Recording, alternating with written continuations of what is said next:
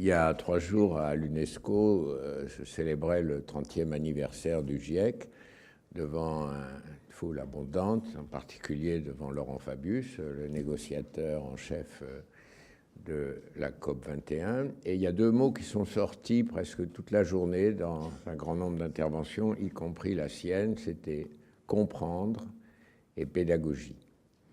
Il s'agissait donc dans les 2 cas d'une fonction de l'école. Pas exclusivement, mais tout de même. Et c'est ces 2 fonctions que nous avons voulu mettre en œuvre dans la main à la pâte depuis maintenant plus de 20 ans. Vous connaissez suffisamment cette action de l'Académie des sciences lancée par Georges Charpak pour que je ne la décrive pas. Je rappelle simplement que son action nationale, mais aussi très largement internationale, a probablement, en s'appuyant sur ce simple caractère universel de tous les enfants du monde, à savoir la curiosité, touché aujourd'hui près de 20 millions de jeunes dans le monde. Quand l'accord de Paris a été signé, puis ratifié l'année suivante, un article ne nous a pas échappé, l'article 12, qui dit que chaque partie signataire de cet accord mis en place par les Nations Unies doit s'engager sur l'éducation. Et naturellement, il y a aussi dans cet article l'information du public, le journalisme, les médias. Il était bien naturel, sans du tout sous-estimer l'importance de ce second point, qu'à partir de notre passé, nous nous focalisions sur le premier. Article 12 donc, il n'y avait plus qu'à faire. C'est de là qu'est née l'idée, comme ça a été rappelé, de l'Office for Climate Education.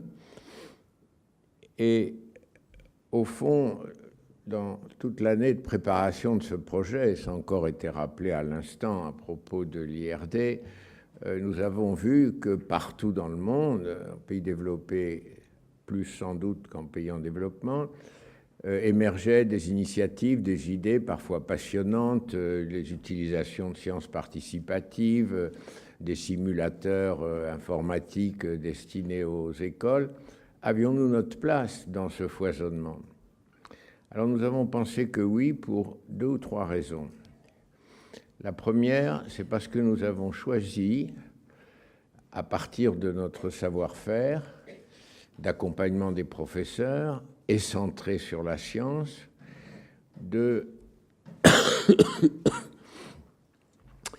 d'accompagner les rapports du GIEC. Vous savez que le GIEC fait un assessment report tous les 5 ans qui contient l'ensemble de l'analyse scientifique et des conséquences sociales, économiques, etc. sur l'atténuation et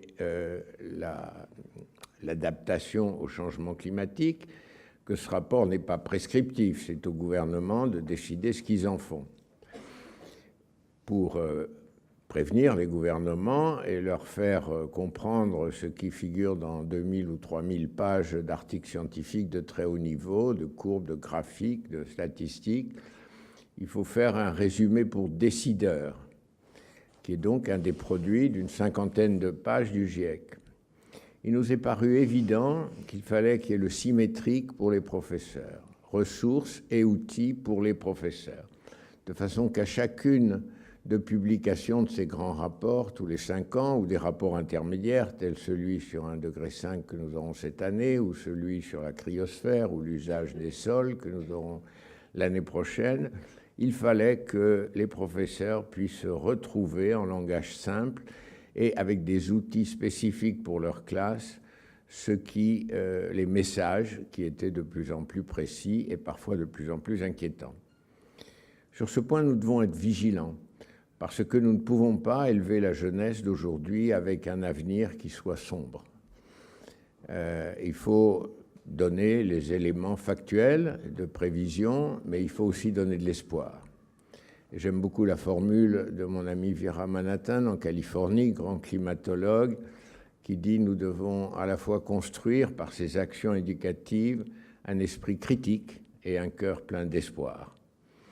Et c'est donc au-delà de ce que nous avons fait en sciences jusqu'à maintenant, ce nouveau défi consiste à prendre en compte l'action positive que nous pouvons proposer aux jeunes devant cet immense problème, devant l'urgence et devant les perspectives parfois sombres. Nous avons une position également intéressante parce que l'Académie des sciences a un réseau international très important. Il y a 113 académies des sciences dans le monde et nous avons mobilisé pour une déclaration commune ces 113 académies qui l'ont approuvée et elle est parue au moment du One Planet Summit au mois de décembre. Elle est disponible à chacun d'entre vous. Statement on Climate Change and Education. Ces académies sont des relais extraordinaires avec lesquels nous sommes en relation, déjà par la main à la pâte, mais aussi par la recherche, et elles vont nous permettre, à partir des recommandations qui figurent dans ce statement, d'aller plus loin. Nous avons aussi, bien entendu, l'arrière-plan de la communauté scientifique. Donc, l'Office for Climate Education est une structure qui est à la fois un petit noyau qui va être parisien, mais aussi un grand réseau avec déjà plus de 40 pays liés pour décliner et adapter surtout aux conditions locales les perspectives qui sont les nôtres. L'Académie des sciences vient d'écrire au président de la Fondation La Main à la Pâte, Daniel Rouen, qui n'est pas là aujourd'hui, une lettre dont je vous lis quelques phrases.